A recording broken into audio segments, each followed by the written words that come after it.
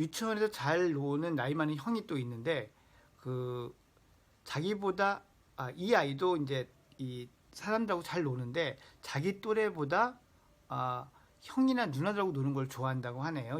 동갑이나 이게 동년배보다는 이제 형하고 놀고 동년배들하고 놀 때는 이게 주도적으로 노는 것 같습니다. 예. 그래서 처음 보는 아이들한테 잘 다가가고 그렇긴 한데 상당히 이제 주도적인 그런 면이 있는 아이네요. 예.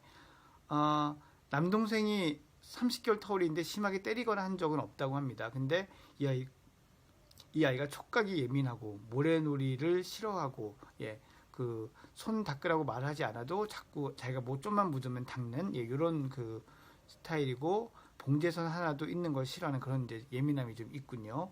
감정도 풍부하고 뭐 영상보다 그래서 울기도 많이 읽고 동화책을 읽다 헤어진 장면에도 눈물을 흘리고 표현도 잘한다고 합니다. 그래서 역할놀이를 좋아한다고 했는데요. 이 만 4세 아이가 역할놀이를 좋아한다. 저는 나이에 딱 뭐 맞는 아주 좋은 놀이라고 생각합니다.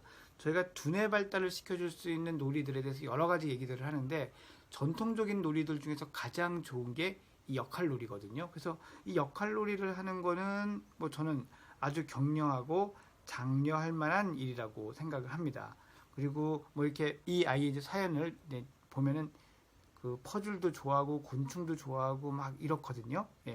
그래서 이런 것들을 이렇게 하는데 자, 뭐 이런 것들이 어떤 문제가 있는 건 아닌가요? 라고 궁금해 하셨습니다. 자, 여러분들 생각은 어떠세요?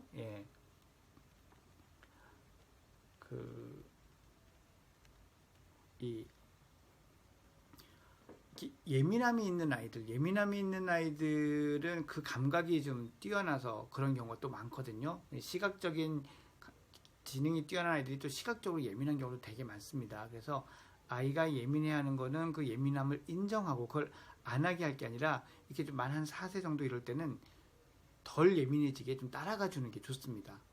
그래서 점점 크면 아무래도 다른 것들이 같이 성숙하면서 자기가 거슬리는 것을 참을 수 있는 힘도 늘어나거든요. 그러니까 이런 것에 대해서 너무 걱정하지 마시고 좀 받아주시고 지켜봐 주셨으면 좋겠습니다.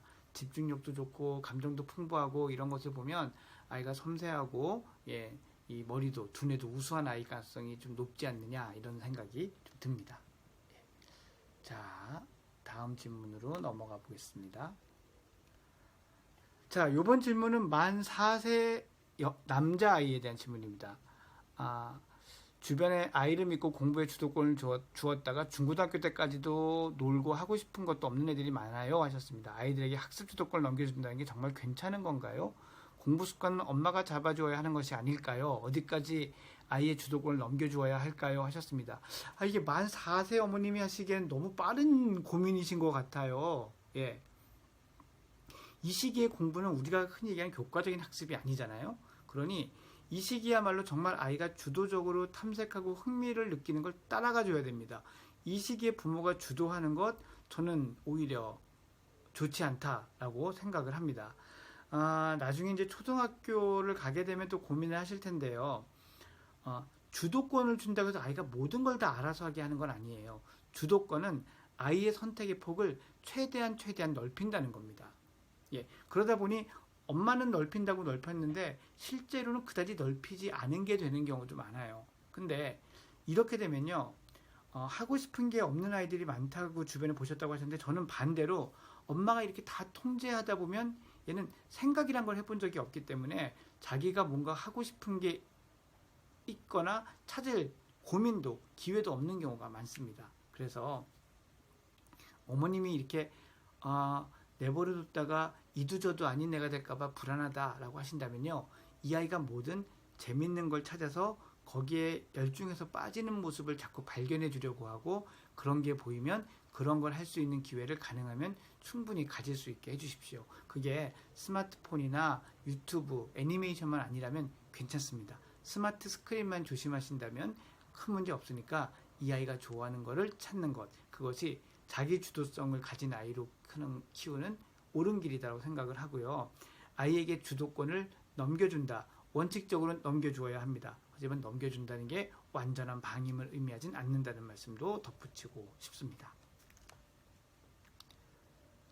자, 요번에는 이제 초등학교 2학년 여자아이의 부모님의 질문입니다. 아버지의 질문이네요. 반갑습니다. 초등학교 2학년 여자 6세 남자아이를 둔 아버지입니다. 초2 아이 때문에 고민이 있다고 하셨는데요. 학교 학원 숙제를 너무 하기 싫어하고 노는 것만 좋아합니다. 물론 많이 시키는 건 아닌데 이 아이에게 너무 버거운 건지 모르겠습니다. 하기 싫어하는 날은 전혀 하지를 않으려 합니다. 집중하면 1시간 내로 충분히 할 수 있다고 하는 양입니다. 아이에게 너무 많다고 생각되어 양을 절반으로 줄여도 그때뿐 조금 지나면 하기 싫어하는 날이 잦습니다. 그렇다고 학교 숙제까지 하지 말라고 할 수는 없는 노릇이고 그냥 기본적인 것만 해주면 좋을 텐데 그렇지 않은 것 같아 답답할 노릇입니다. 간단한 조언 부탁드립니다 하셨습니다. 이게 간단한 조언이 불가능해요. 되게 복합적인 상황이 많거든요. 우선은요, 이게 노는 걸 좋아하는 건지 공부하는 걸 싫어하는 건지부터 구분을 하셔야 됩니다. 노는 걸 좋아하는 거라면 좀 더 충분히 놀게 해주고 그 다음에 끊어서 숙제를 할 수 있게 이렇게 이제 맞춰갈 수 있는데 공부를 하는 걸 싫어한다. 그렇다면 이제 얘기가 좀 복잡해지는 거거든요. 공부를 하기 싫어하는 것이라면 왜 싫어하는지를 알아야 돼요. 이게 흥미가 없어서 싫은 것 이렇게 이제 생각하는 게 1번인데 제가 보면 많은 경우에 어려워서 싫어하는 경우가 많아요.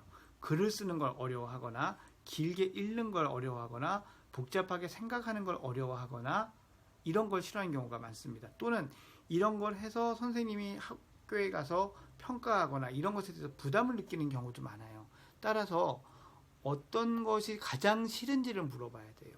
뭐 때문에 싫으니? 이 질문보다는 어떤 게 가장 싫으니라는 질문이 전 더 좋다고 생각을 합니다. 그래서 어떤 게 가장 싫은지 물어보고 그 다음에 싫은 건 뭔지 그런 걸 할 때 어떤 기분이 드는지 이런 걸 들어보다 보면 약간의 이제 그 해결의 아이디어가 떠오를 수 있어요. 예를 들면 이런 거죠. 글을 쓰는 게 싫어요. 손이 아파요. 연필을 쥐는 게 아파요. 라고 한다면 저는 학교 선생님하고 상의해서 이 아이가 손이 조금 더 손의 그 미세 협응 운동이 조금 더 발달할 때까지는 학교에서 긴 글을 쓰는 숙제는 타이핑을 쳐서 보내도록 하겠습니다.